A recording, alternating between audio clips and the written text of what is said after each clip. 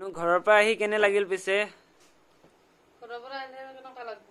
চবেই জানে মাকৰ ঘৰৰ পৰা অহাৰ পিছত মনবিলাক কেনেকুৱা বেয়া লাগি থাকে তো বহুত বেয়া লাগবই বহুত বেছি বেয়া লাগে মোৰ একদম মানে কি ক'ম আৰু মানে একদম মানে কাকো মাতিবও মন নাযায় কিবা কৰিব মন নাযায় বহুত বেয়া লাগে আৰু এইপিনে গাও বেয়া লাগি আছে কাৰণ আপোনালোকে ক'লে বিশ্বাসে নকৰিব আমি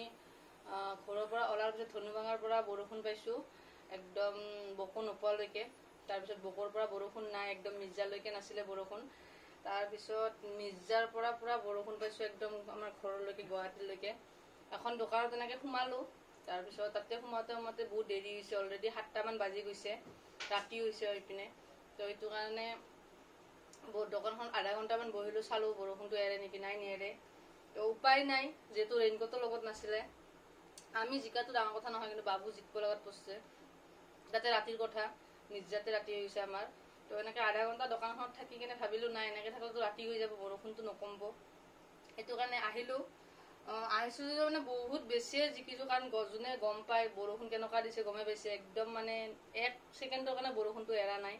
ইমান বৰষুণ আৰু জিকাটো ডাঙৰ কথা নহয় আৰু বাইকত মানে বৰষুণ দিলে অলপমান প্ৰব্লেম হয় আপোনালোকে গমে পায় কাৰণ মুখত পানীবিলাক ছিটকি আহে তো চকুবিলাক মেলিব নোৱাৰি গাড়ী চলাত বহুত প্ৰব্লেম হয় তো খালি ভগৱানক মাতি মাতি ঘৰটো যে কেনেকৈ আহি পাইছোঁ পূৰা জিকি গৈছোঁ তো এইটো কাৰণে ভয়ো লাগি আছে যদি বাবু জ্বৰ চৰ হৈ যায় এনেকৈ ভয়ো লাগে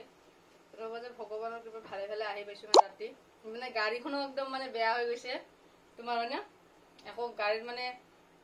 কিবা এক্সিলেটাৰ নেকি জাম হৈ যোৱাৰ নিচিনা হৈছিলে ন তো একো কাম কৰা নাছিলে গাড়ীখন নিজে নিজে আহি আছে খালি